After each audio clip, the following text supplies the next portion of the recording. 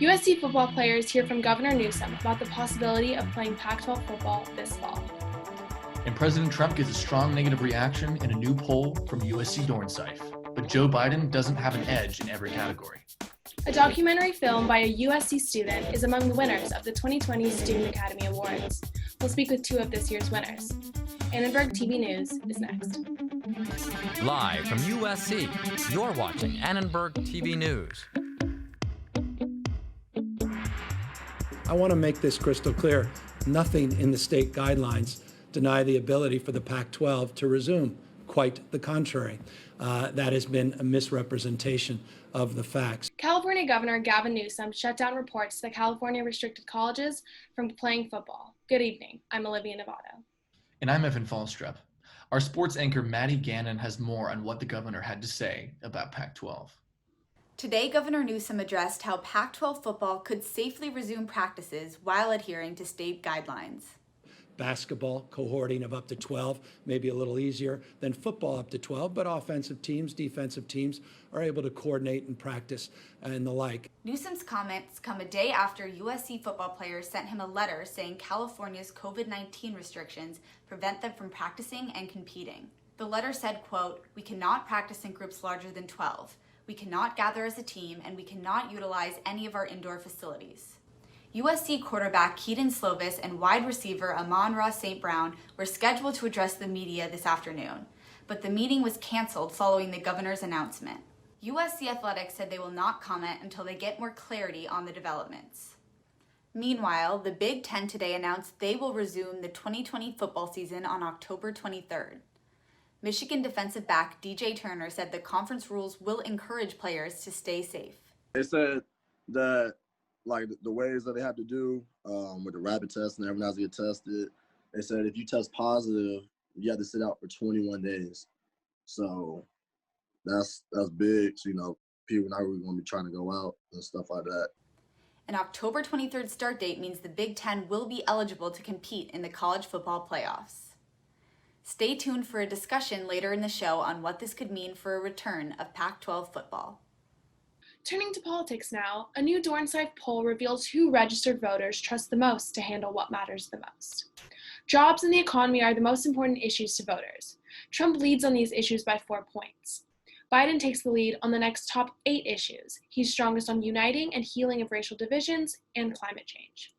The poll also showed that 59% of voters had an unfavorable opinion of Trump, opposed to a 47% unfavorable opinion of Biden. The director of the USC DORNSIFE Center for the Political Future and a partner on the poll talked about the findings. Nearly half of voters have an extremely unfavorable opinion of Trump. We asked, is your opinion extremely unfavorable, somewhat favorable, or extremely favorable? That means there's 47% of the vote he simply can't get, except on jobs and the economy, where Trump had a slight lead of 4%. Biden led on every other question that we asked. In 2016, the USC DORNSIFE poll was one of the few polls to correctly predict the 2016 election. Firefighters battled flames that came within 500 feet of Mount Wilson Observatory. The massive bobcat fire in the Angeles National Forest has been burning for 11 days, but it's only 3% contained. This map of Southern California highlights the area affected by the bobcat fires, which, including Pasadena, Altadena, Monrovia, Bradbury, Sierra Madre, and Duarte. The fire came within 500 feet of the Mount Wilson Observatory before firefighters on the front lines successfully saved it. And when there's fire, there's smoke. Experts in California say that breathing in the smoky air can be as bad as smoking 4 to 6 packs of cigarettes a day. The bobcat fire, coupled with the summer winds, have sent LA's air quality into the danger zone. How bad is the air you're breathing? You can visit airnow.gov to measure your city's air quality. California fitness centers are suing the state and Los Angeles County over mandatory closures. The lawsuit claims as many as 40% of businesses in the industry may have to shut down permanently. The lawsuit argues that now, more than ever, people need a place to go to stay in shape. Fitness centers in Orange County are open because the number of infections has dropped enough to meet government guidelines. USC filmmakers won big at the 47th Student Academy Awards.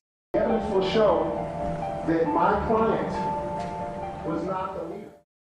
Out of nearly 1,500 entries from around the world, 4 USC students won in 3 categories: narrative, documentary, and alternative and experimental. Yukong Chen's film, Unfinished Lives, focuses on the murder of a USC student from China, which was largely ignored by mainstream media. Because I feel like it's just a very tiny group of people, and sometimes like people just don't care about their experience and kind of ignore them, and I really want to do something for international students. Romel Villa's film, Sweet Potatoes, covers the life of the Mexican scientist who co-invented the birth control pill, and the person who presented Villa his award was none other than Spike Lee.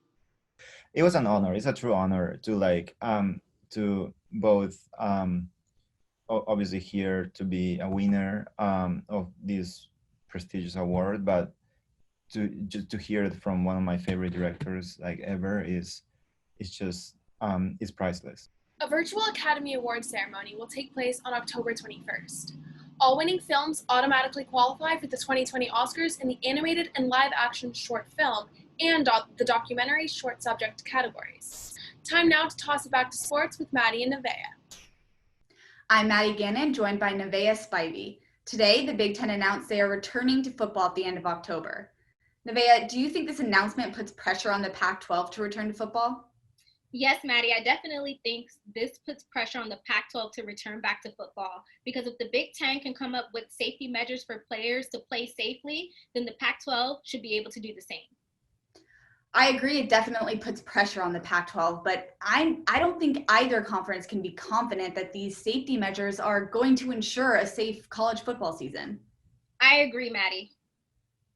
While we wait for the Pac-12 to decide if they'll return this year, there's one LA team whose season just ended. That's right, Maddie. The LA Clippers are eliminated from the NBA playoffs after blowing a 3-1 lead to the Denver Nuggets. The Clippers were up by 7 early in the third quarter, but the Nuggets followed with the 10-0 run to take the lead. Denver never trailed again and led by as many as 20 points in the fourth quarter. The Clippers couldn't stop Jamal Murray and Nikola Jokic.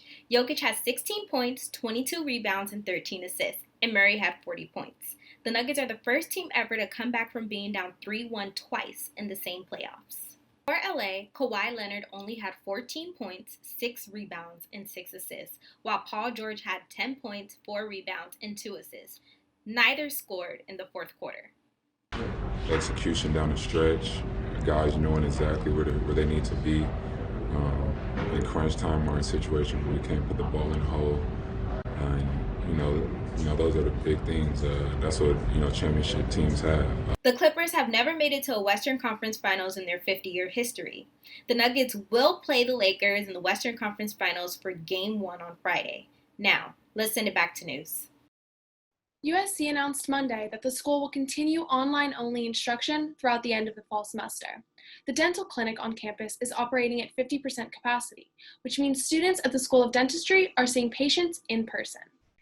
They have to get a COVID test done within 24 hours of their first appointment at the school. So we actually have a contract with the Student Health Center, and the patients show up the day before, and we get the results between like 8 and 10 p.m. the same day. And but they only need it once right now as a baseline. I know that there are students who are still definitely worried. Since patients only need to get tested once, dentistry students are required to wear N95 masks, face shields, and gowns. We tried contacting the USC Dental School for more about safety measures, but no one was available to talk to us. Zoom University may be the norm for students at USC, but we take a look now at students who did go back to campus and how the pandemic has affected their education. We spoke with a Notre Dame student about her experience returning to the strange world of in-person classes during the pandemic. Unlike Notre Dame, USC is not back on campus, but students are still struggling with the reality of Zoom classes. It is a little harder to communicate with groups because we're not allowed to move the seats or the chairs in any way, shape, or form because it limits the 6 feet apart. But it's been really nice to be able to at least interact with other people, and I felt like it feels as normal as it possibly can.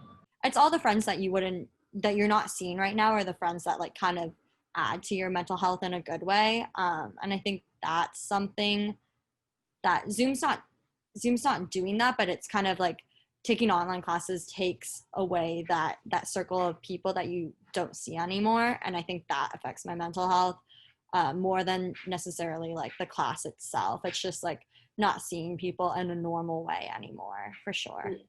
USC will be fully online for the rest of the semester. The status of the spring is yet to be determined. USC students got an email today about flu shots. They are now mandatory for those living in USC housing or those who return to campus in the spring. Flu vaccines are free to students on USC insurance and $20 for those on other plans. I'm really glad USC's doing that. I think I'd be scared to go back to campus if people were walking around like with the flu and the possibility of COVID. Yeah, I can't even imagine getting the flu and COVID at the same time. That would be so scary. All right, well, that about wraps it up for us on this Wednesday. Thanks for tuning in. From all of us at Annenberg TV News, have a good night.